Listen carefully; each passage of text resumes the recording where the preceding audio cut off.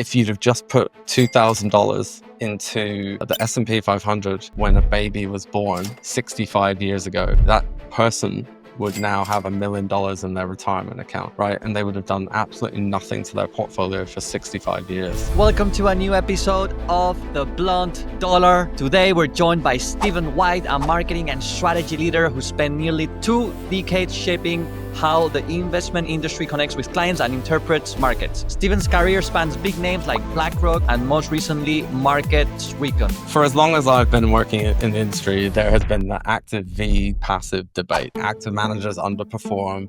So should you reject it entirely? Well, to me, it's a bit like, why buy a Rolex when you can get a Casio? I'm just saying there are different elements of value. When I talk to my friends who are all educated, they've all been to university, like they don't think about finance and investing very much. They think about their mortgage. They might have a savings account. You might save yourself 100 basis points of fees by going passive only. But if you're not contributing enough, you won't save an adequate retirement pot.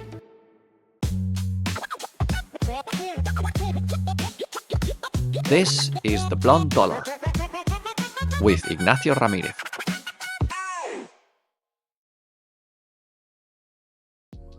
Quick disclaimer, the views and opinions expressed in this podcast are those of the speakers and do not constitute financial investment or legal advice. This content is for informational and educational purposes only and should not be relied upon as a substitute for professional advice. Always do your own research and consult a qualified advisor before making any financial decisions. All investments involve risk, including the potential loss of capital. And now, let's get started with the episode.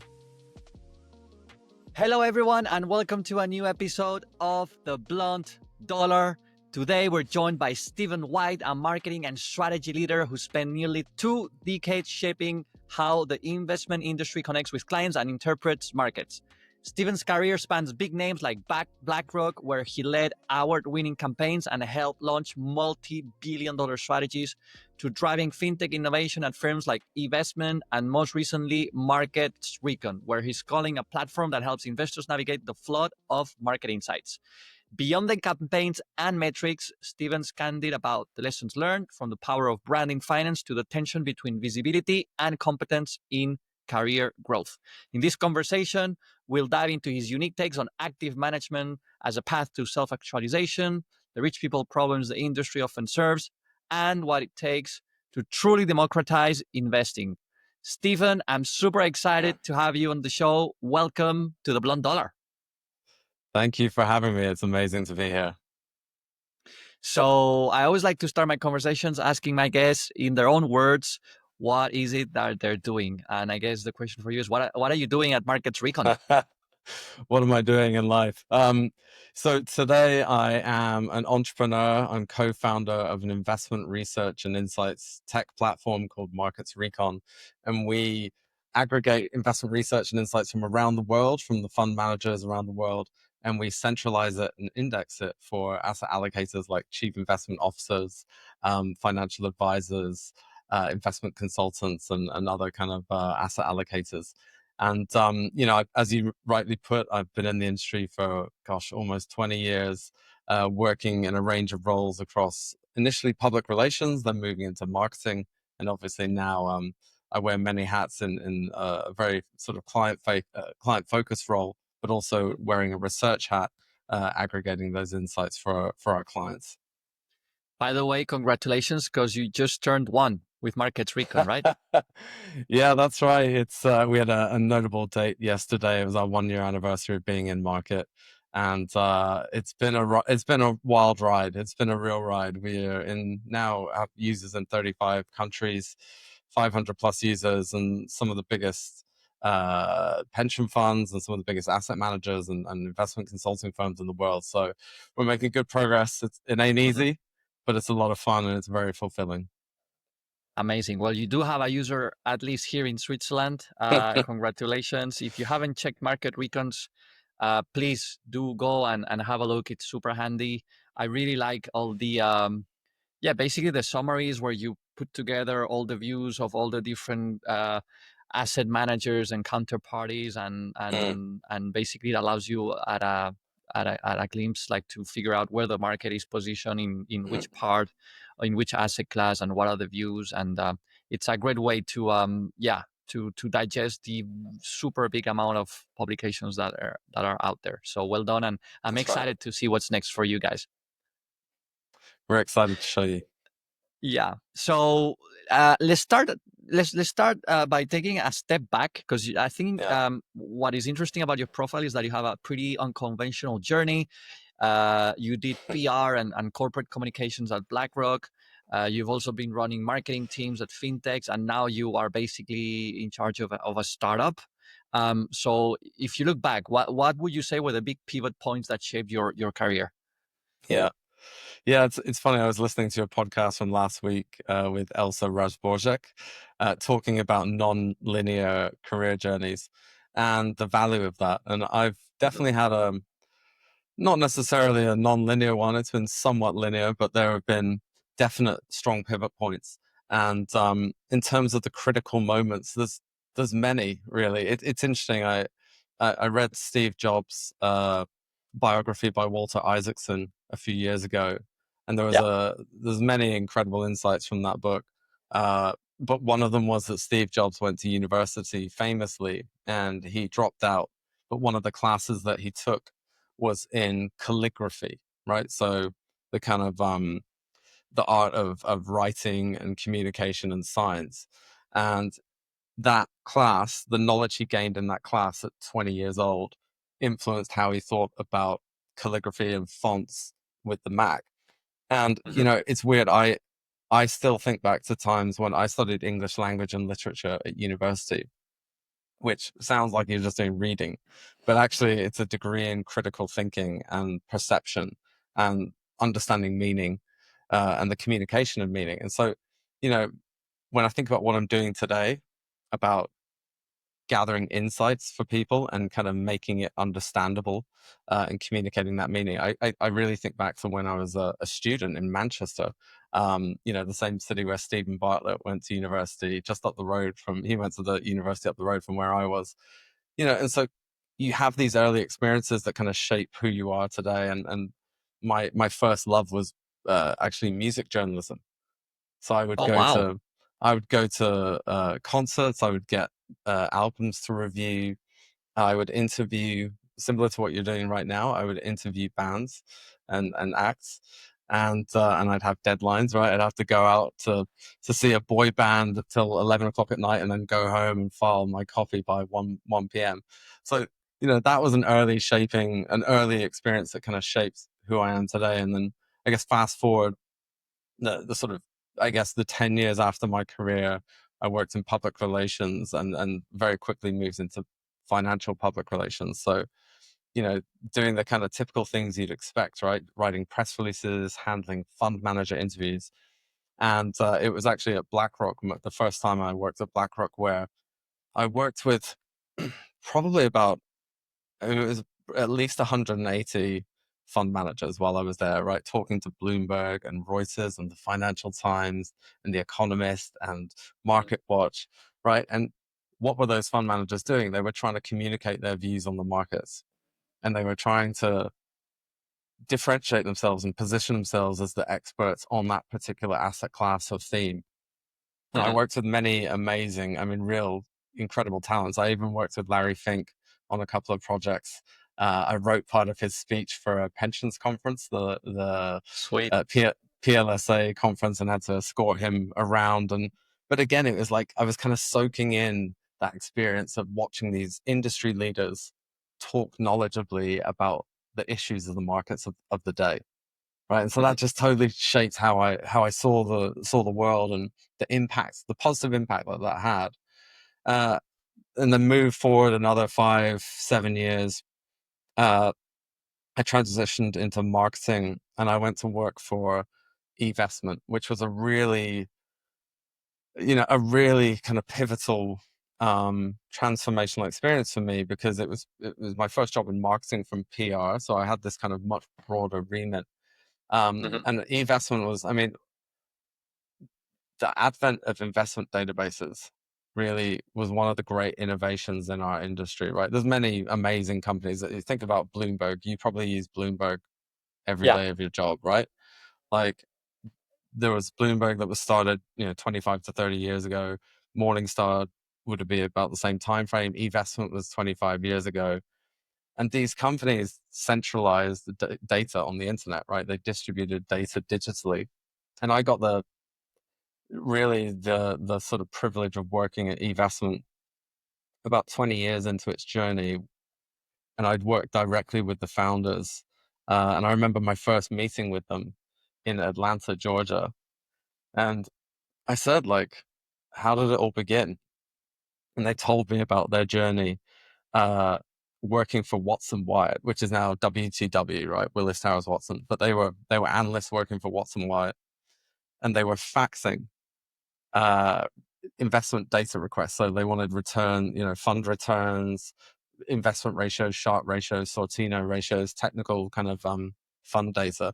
They were faxing requests for fund managers to fill in these forms that were faxed back, and then they had to do manual data entry to kind of centralize all of this investment data. And the guy, one of the founders said to me, he was like, the enduring insight from that moment was, this sucks. And I remember laughing, just thinking, there's something in that, right? Like, whenever you're doing something that sucks, that's a signal that that process can be improved. And so that experience, that sort of meeting, stuck with me. And really, fast forward another couple of years, I went back to BlackRock as head of product marketing for active and alternatives in EMEA. And again, I had this sort of experience of struggling to get fund manager insights out to market, right? This time it wasn't dealing with Bloomberg, Reuters, the Financial Times. It was getting direct research from the desks and thinking, how do we get that out to our clients and our sort of market participants?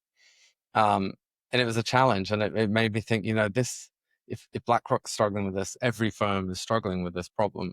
And from a distribution perspective, and if you're an allocator, right, if you're a pension fund CIO or a family office or a wealth manager, you're struggling to receive that and ingest it and make sense of all that information.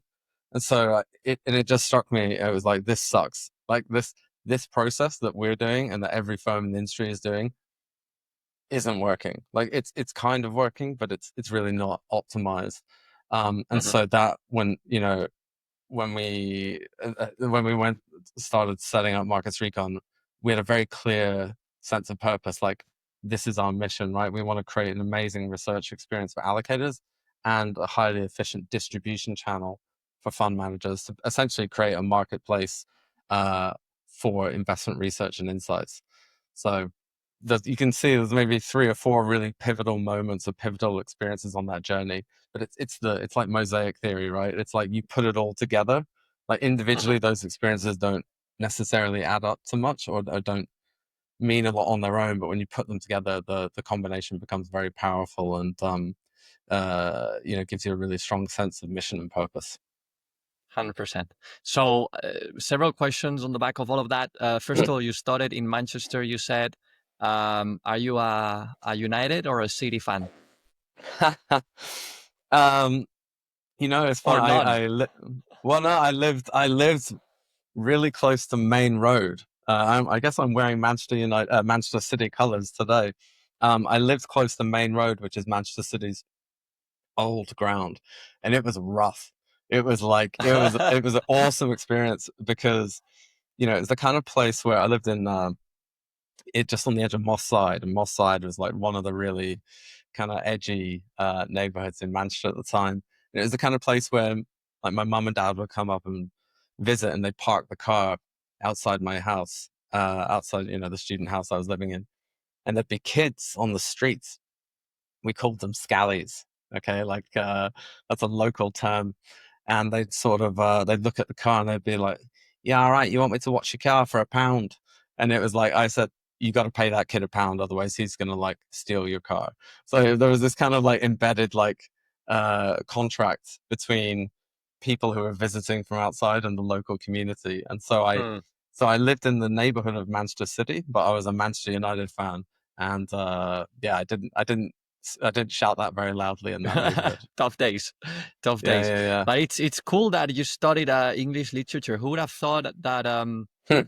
yeah, 20 years later, it would be such a valuable skill. Honestly, like I feel storytelling is one of the Yeah, most valuable skills you can have in finance nowadays. I talked about this extensively in other yeah, episodes of the show. And a part of me kind of regrets having studied business because there mm, was no subject at all related to yeah, literature or storytelling in general. I don't know if nowadays they're adding that to the curriculums of bachelor degrees and yeah, master degrees. I think they definitely should because yeah, you can be the smartest person in the room, but if you're not able to communicate efficiently and captivate the attention of your audience and put a little bit of or trigger a little bit of emotion in yeah. there, no one is going to remember what you say. So I feel like English literature majors are going to come back in strength. That's my forecast. Yeah, I'm long English long English literature. bachelor degrees. Yeah. Well, yeah, I Um, mean, hopefully AI doesn't take it out, but it's funny. Again, it's about how it's how you skill stack and how you combine those different skill sets. So I studied English language and literature to begin with, and then when I was it would have been maybe 10 years ago, 9 years ago, I started adding financial qualifications on top because speaking to some kind of industry executives and mentors, they said, look, you're kind of pretty good as you are, but if you want to be, have the potential to be great in this industry, you need to have both the kind of technical skills and the storytelling and the kind of communication skills. And so yeah. I took that advice very, very sort of literally, and I went and got my Chartered Alternative Investment Analyst designation, so KAIA, which is the Hmm. alternatives kind of equivalent of CFA. And then I Yeah. got my IMC, the Investment Management Certificate, which is run by the CFA Institute. And then the CFA certificate in ESG investing, which is now called the Sustainability Certificate or something like that. So, Hmm. and that's kind of, it's funny when I've led big teams and been a line manager, in previous roles with BlackRock or with eVestment, I've often encouraged people to get technical qualifications within our industry because I think as Larry Fink says, you need to be a student of the markets. You need to be relevant to your clients. And in order to do that, you need to understand the markets, right? You need to understand different security types, different fund structures, different geopolitical kind of dynamics that might impact market prices. You need to be able to help people make sense of the market. So that's when you need the sort of Hmm. building blocks in order to tell the story. Sort of telling a story without any real knowledge is just kind of fluff, right? It doesn't really carry any weight or meaning or credibility. So I think this is a theme of this interview and a theme of my career. It's like mixing, technical knowledge with storytelling to convey meaning effectively. I think that's a really powerful combination for professionals, but it benefits the client ultimately, right? Because they're the ones, we work in industry, like we do this every day, but when you talk to my mum and dad, as I was last night, about their retirement savings and their portfolio, yeah, they're a long way from where you and I are, right? And so we really have a fiduciary responsibility to make investing and the markets as easy to understand as possible for everyday people. Music to my ears. I mean, that's what I'm trying to Yeah, do with my LinkedIn yeah, presence and a little bit what I'm trying to do with this show. Even though I don't talk about markets in this show, but more about people's journeys yeah, and I'm trying to show that it is more accessible. Working in the industry and being successful yeah, is more accessible than what a lot of people think. But so you were talking about Larry. yeah, Let's spend a little bit of time talking about BlackRock because I don't yeah. get guests that have worked over there on the show every day. And I was wondering, what's it really like to work at a mega firm like Yeah, BlackRock, arguably one of the biggest names in the industry? I want to know about the scale, the politics, the learning curve. yeah, Give us a little bit of the juicy insights. Hey there, quick favor to ask. If you enjoy the blunt dollar, the unfiltered takes, the stories, and the laughs, the easiest way to support the show is by tapping that subscribe button right now while you're listening. And here's my promise. If you do, I'll keep bringing you honest conversations, fresh perspectives, and the kind of finance talk that's engaging, insightful, and worth your time. Thanks so much for being here, and let's keep these great finance conversations going.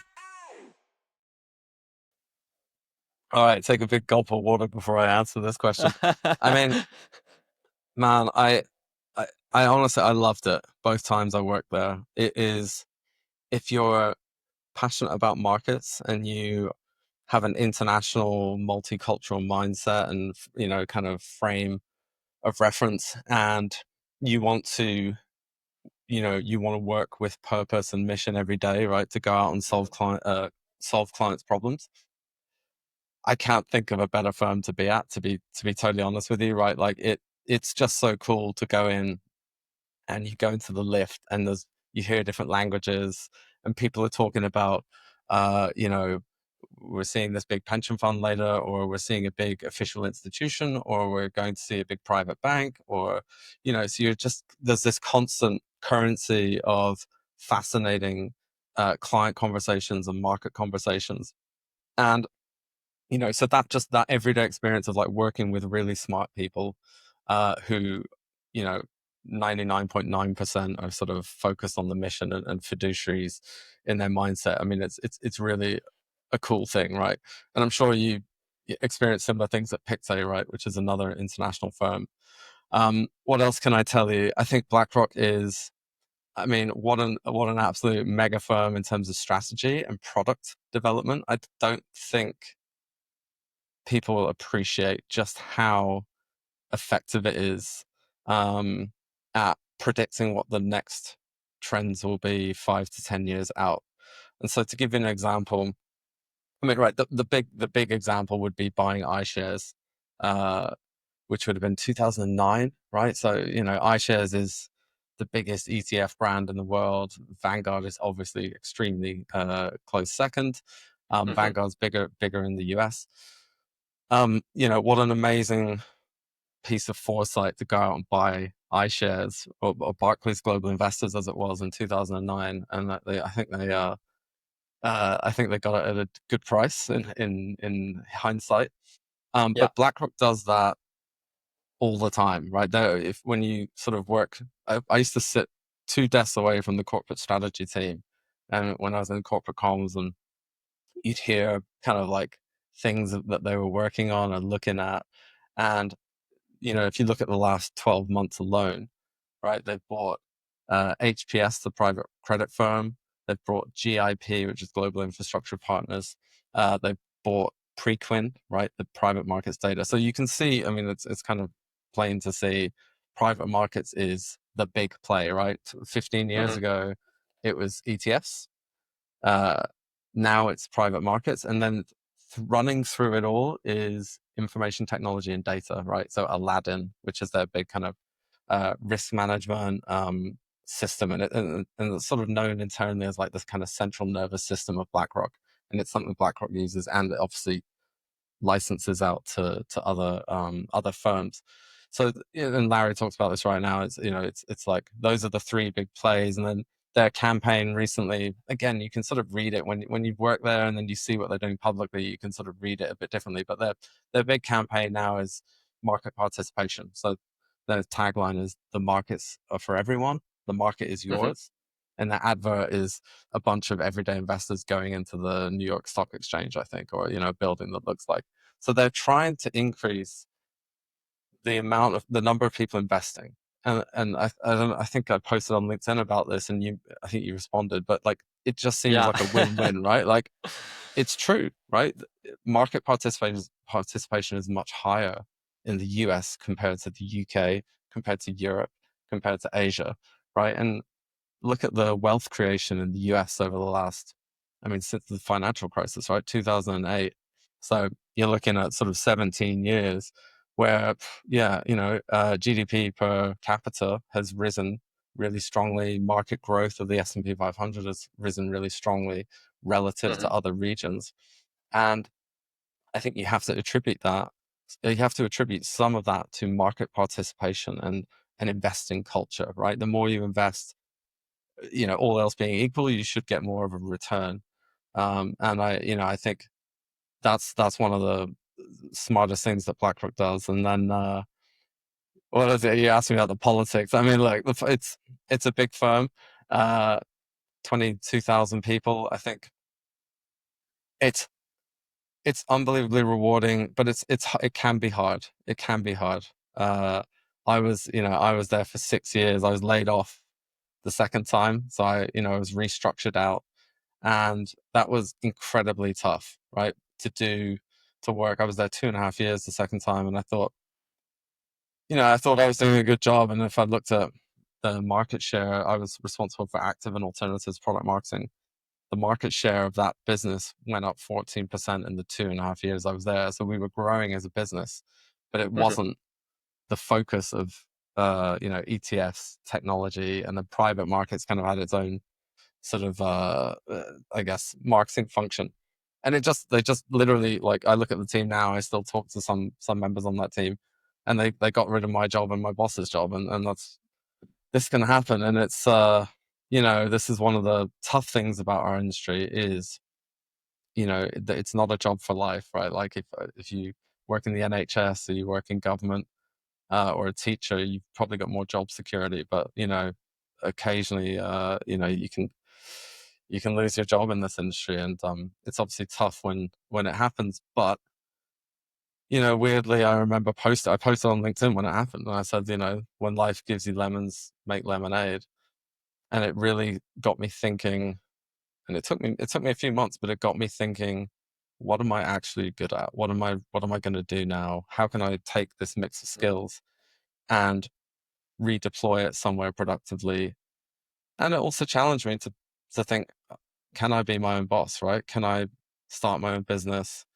Um, can I build something from scratch? And I thought, you know what, I'm like, why not me? Like, why not me and the guys I'm working with, Alex and Carl? Like, we have a vision, we can see how things might work better, and we can actually execute. Like, we've built something. So that's very fulfilling when we go from zero to technologically building a platform, and then having to go Mhm. out and build a brand so people know you are, understand your value proposition, and they use the platform and they enjoy it, they derive value from it. Those are not easy things to do from scratch. And whatever happens in the future, we have already created value. We've already developed ourselves personally and professionally through the experience.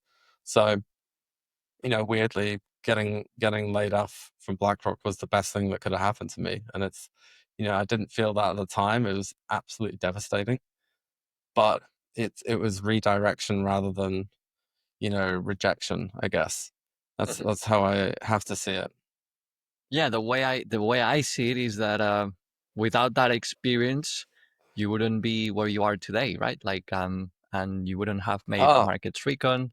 So totally. it's part of the journey, and it's Yeah, about how you react to what happens to yeah, you, and how you move forward. So congrats that's right. for taking just the good stuff and moving ahead. Well done. Yeah, thanks. So I want to talk about the human side of active management now, because you've argued in the past that active management isn't really about alpha; it's about self actualization, like reaching the top of the Maslow's pyramid. Yeah, Can you unpack that idea for our listeners? yeah, for sure.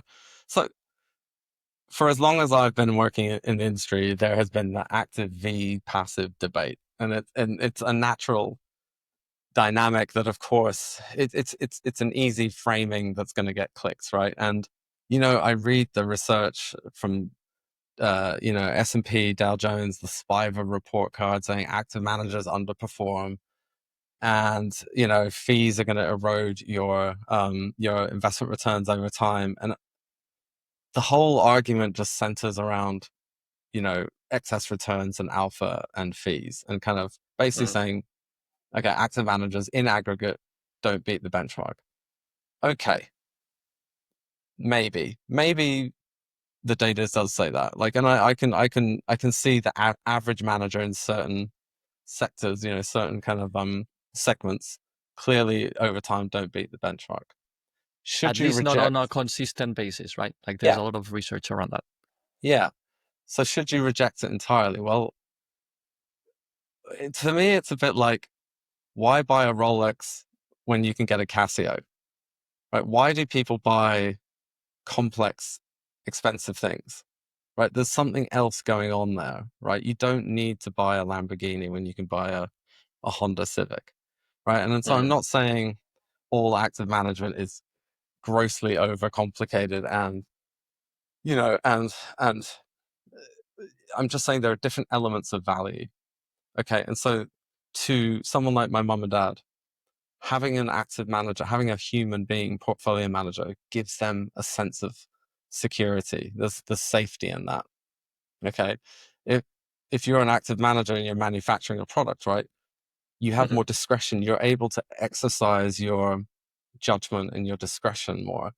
Okay, and I can think of a great example, someone like Ian Lance at Red Wheel. So he's the fund manager for the Global Intrinsic Value Fund and the Mm-hmm. UK Value and Income Fund. And this is not a recommendation, this is just an observation. Okay. Um, his strategy is it's really interesting. It's outperformed over 1, 3, and 5 years.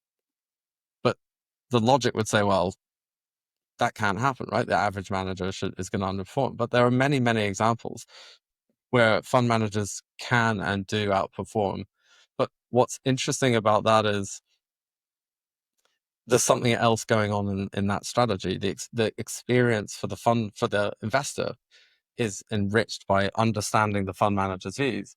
And also the fund manager gets to express their views, beyond the benchmark in an unconstrained way.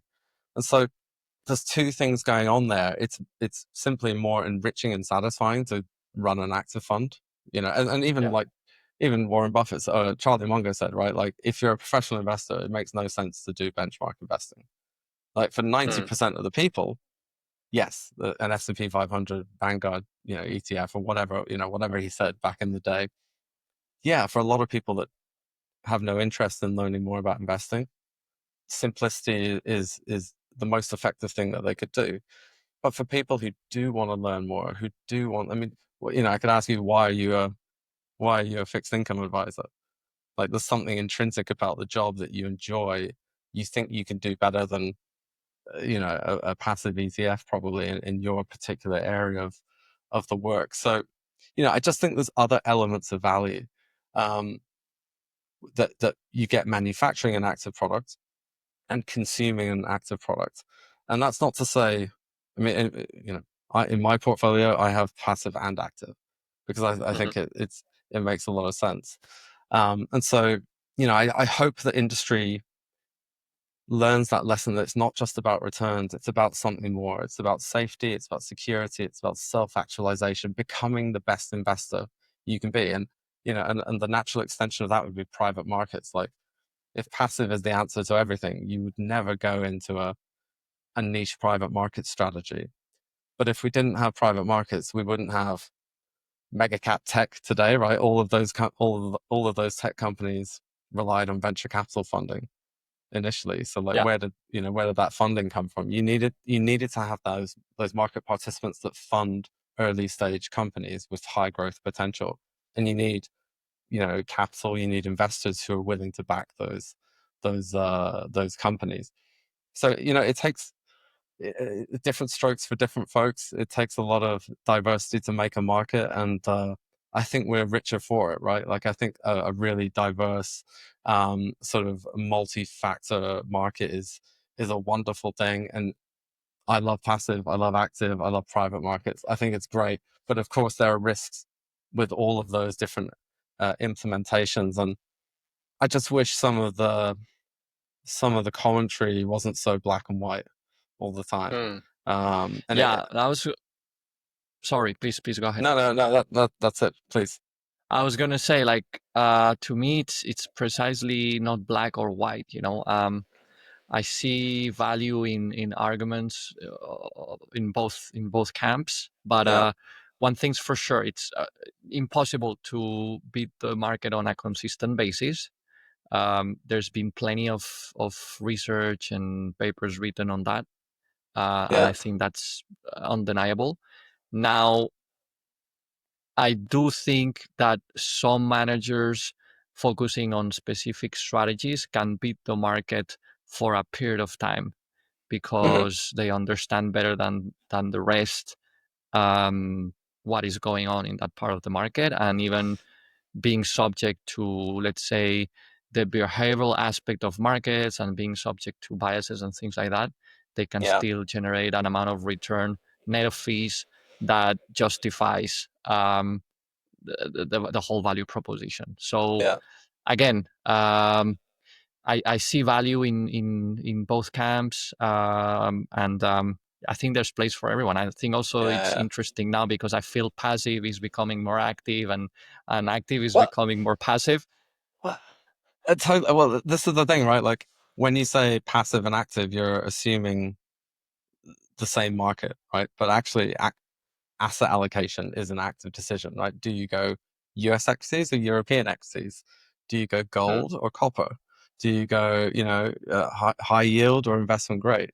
So there's a lot of active decisions, obviously, in the asset allocation sort of layer before you think about the implementation. So, it's again, it's more about building a portfolio that's going to get the investor to their end goal in a way that's not going to mhm. mess them over, right? I just want to let's talk about my mum and dad. We were talking about fees for some of the that they were paying for some of their funds and some of their Yeah. recommendations, and that was a difficult conversation because I do think sometimes the industry still doesn't serve people as a fiduciary in the way that it should. But I think I do think there's enough good product out there to help people get to where they need to go. And the last thing I'll say on that is it's really about the third layer, I guess, which is maybe the most important one, is contribution rates and financial planning. So your investment performance and your excess returns is kind of irrelevant if you're not saving enough for retirement, for example. You know what I Mhm, mean? Like contributing 5% into your pension for 40 years is going to be very different to contributing 10% to your pension for 40 years. 40 years. Let's call that your career time period. And your asset allocation.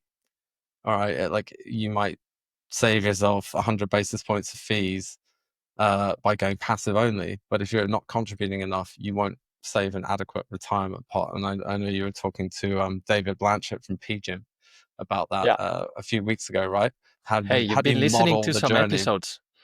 Good Yeah, stuff. no, I like that one. I like that one.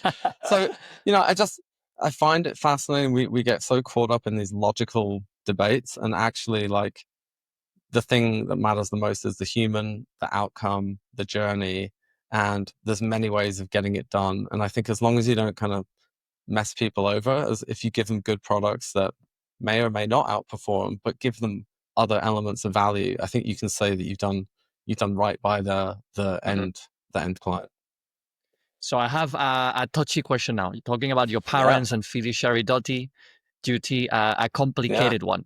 Um, we keep hearing about the democratization of finance and how finance is becoming more accessible to everyone and how we can yeah. now invest in all asset classes and so on. But you've said in the past that actually the industry is largely set up to solve rich people problems.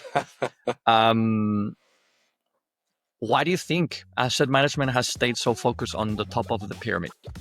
Hey there, quick ad break. Do you work in the finance industry and have a genuinely interesting story to share? I'm always on the hunt for great guests who bring raw, unfiltered insights to the table. Or maybe you know someone with a story worth telling? Please put us in touch. You can reach out to me directly via LinkedIn. I'd love to hear from you. And now, back to the show.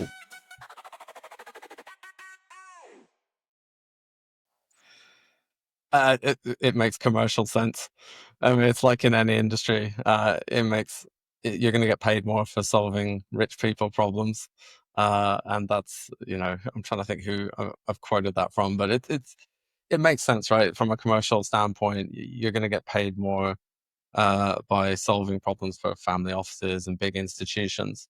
And when I talk to my friends who are all educated, they've all been to university. Many of them have master's degrees.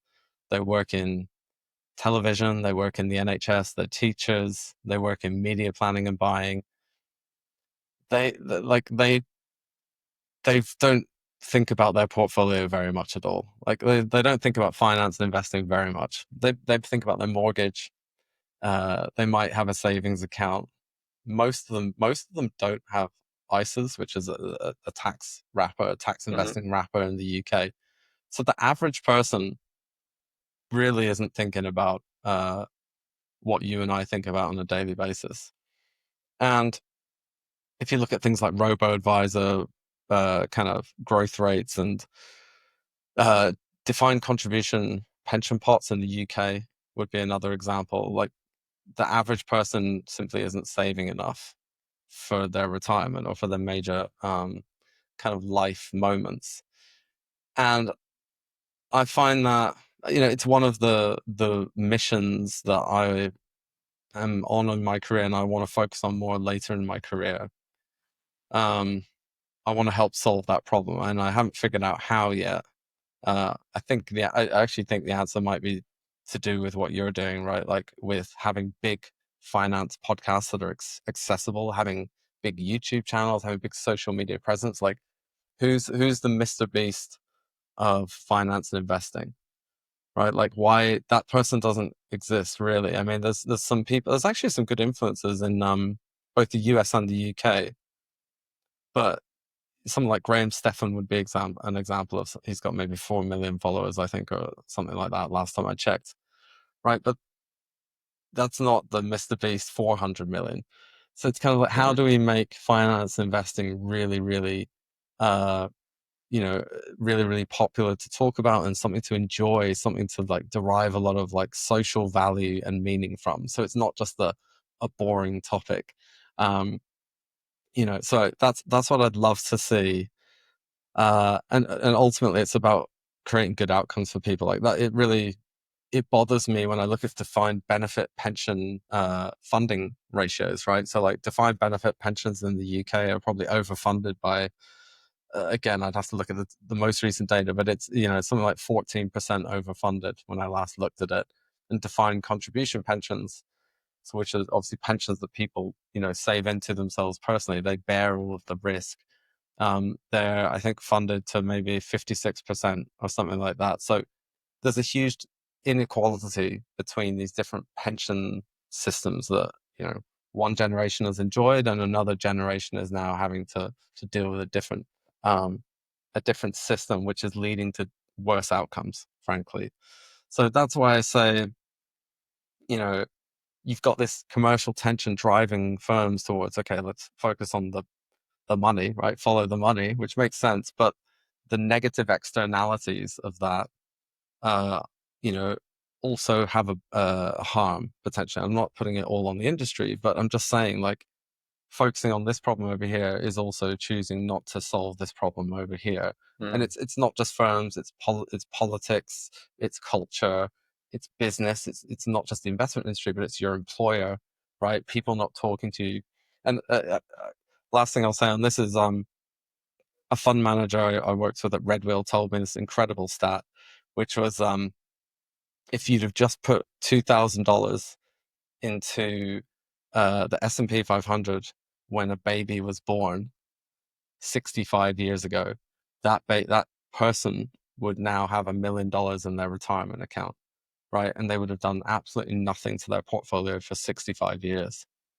And it just makes me think, like, why don't we, if the maths, if the compounding, uh, and the sort of investment journey is so obviously positive over that long a time frame, why don't we just kind of give every baby $2,000 into a retirement account when they're born?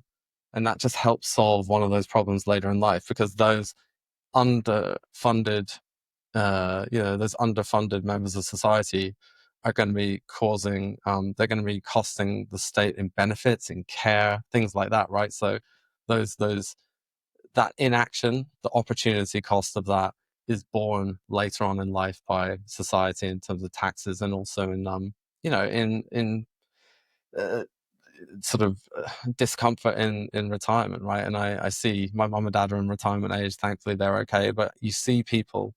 I've got a very close friend who works in the NHS. You see people who are, as you put on LinkedIn the other day, who are very lonely as they get older, and they live quite sad, sort of lonely lives. And part of that is is a lack of funding as well as a lack of connection. So these are the things that I link, and I Mm, really wish we could focus on more within our industry. that's an interesting idea. One of the investment account for every newborn.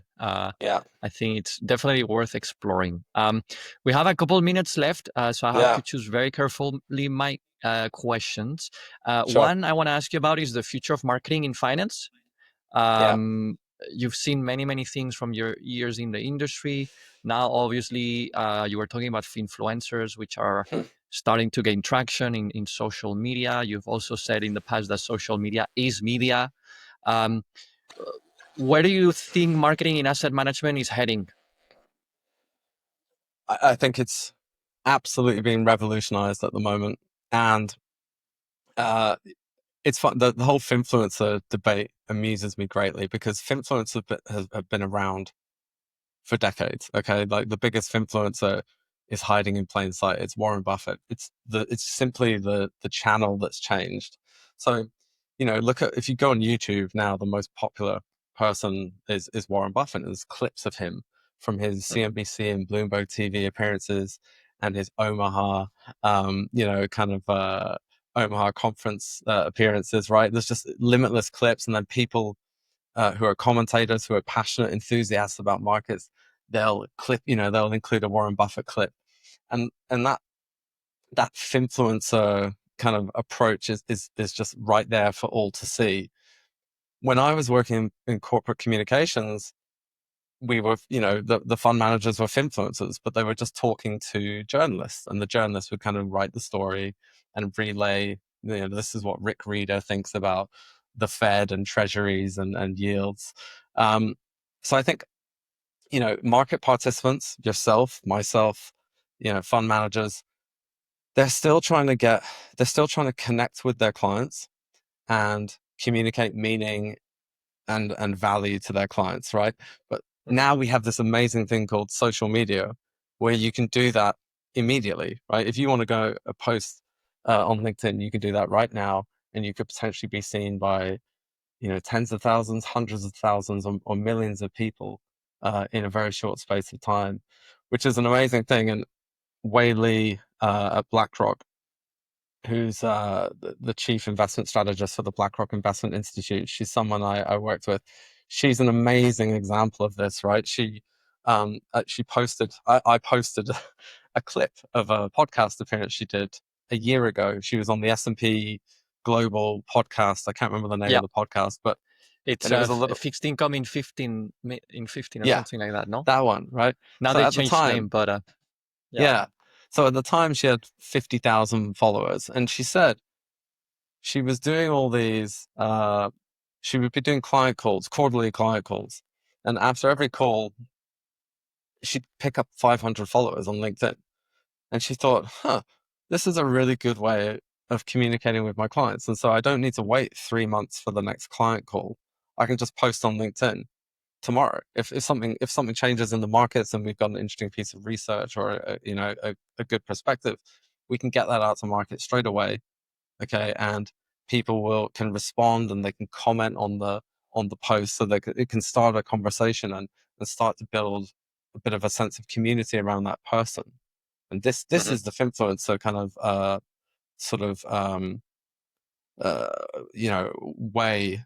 It's not just influencing debate, but it's creating community around people who are skilled at building audiences, like yourself. And so I think this is a massive part of marketing. I don't know how big it'll be, but yeah, I was recently at the podcast show in London, and I met some of Stephen Bartlett's Diary of the CEO team, and their message there, they've spoken about five or six different sessions, and their message was podcasting is the new television. Okay, and like it's the 4 billion of advertising that goes into podcasting today. There's no reason why podcasting can't take the 400 billion of advertising that currently goes into TV. And if you look at things like YouTube has now taken over as the main channel to watch on home television screens, and the hmm main medium for podcasts is YouTube. Okay, it's not. Spotify, it's not Apple Podcasts, it's YouTube now. It's the biggest. So I just think these technologies, these new ways of communicating and building audiences uh, are going to revolutionize our industry in the next 3 to 10 years. I think it's already starting to happen, but we are behind politics, we're behind sport, we're behind music, we're behind culture. But the medium is so powerful, right? It's the immediacy of the medium. You can talk to your audience immediately, and people do business with people.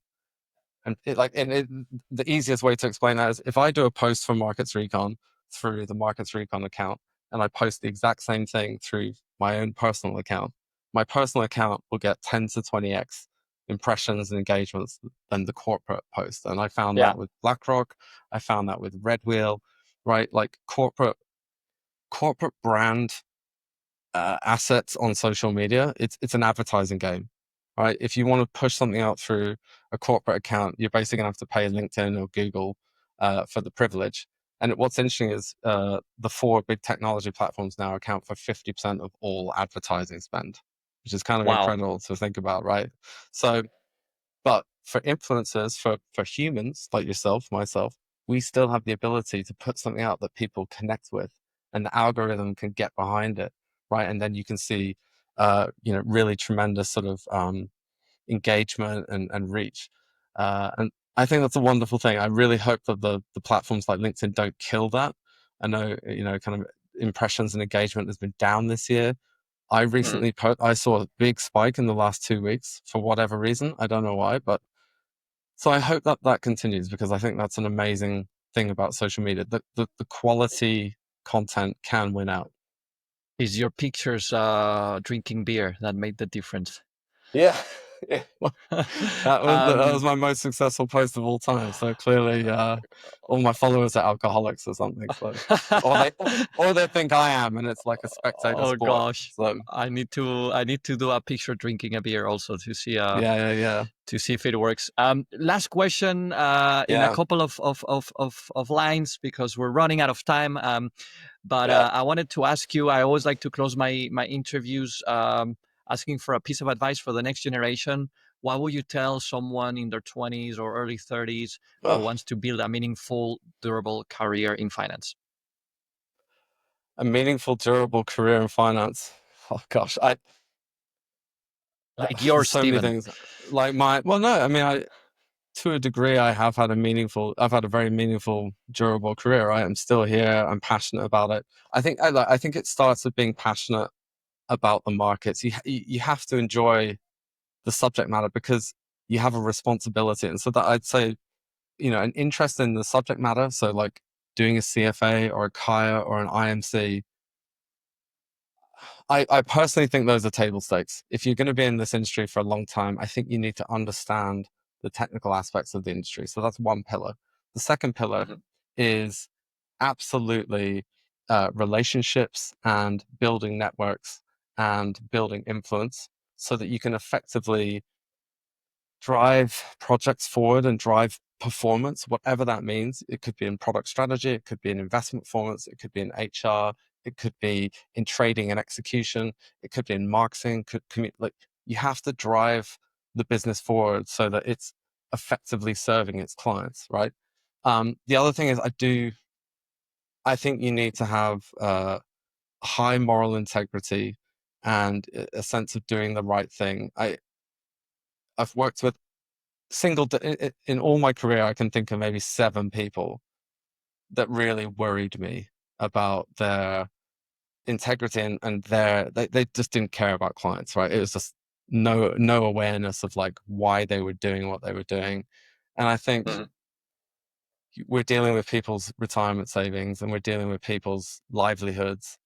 And that has to come with a high degree of rigor and practical. You have to bring your A game fairly consistently, right? It's a moral responsibility. It's a bit like a doctor you can't turn up to surgery pissed or, or like, Yeah. you got to bring, a high degree of integrity and competence to your role. And so that's what I'd say. I would say those three things. I'd say technical skills, relationship building, building influence, building partnerships with people, collaboration, connection. And then the last thing is integrity and, doing right by the client, a fiduciary mindset. And I think if you have those three things, as well as self-management. So, looking after yourself, because it can be hard. But if you, do the basics like sleep well, eat right, exercise, look after your mental health, your mental fitness, your physical fitness. If you have those four things, you're going to go very far in my view. And you're someone that I would love to work with. Wow. Well, that's fantastic. Very actionable. So thank you for sharing those tips. Steven, it's been absolutely amazing to have you on the show. Thank you for sharing your journey. I'll repeat it again. If you haven't subscribed to the website of Steven, Markets Recon, please do so. Go at least and check it out. There's a lot of free stuff in there. Very useful if you're passionate about markets precisely and you like reading what's being published and what are the themes and the narratives capturing investors' attention. Markets Recon is definitely the place to be. Best of luck. I'm really excited to see what you're going to build up over the upcoming months. And I wish you all the best, and hopefully it turns into a unicorn by, let's say, 2030. That's your deadline. Hey, I'd love for that to happen. So look, thank you so much for having me on. It's been amazing. You are my favorite finance nerd, and let's get that picture of us drinking beer in soon, okay? Let's do that in London. Take care, mate. All right, mate. Have a good one. Thanks again. The Blunt Dollar is written, produced, hosted, and edited by me, Ignacio Ramirez. Everything you hear, concept, script, sound design, and production comes straight from my desk, and occasionally my kitchen table. Thank you so much for listening, and join me in the next episode of The Blunt Dollar for more raw, honest finance conversations.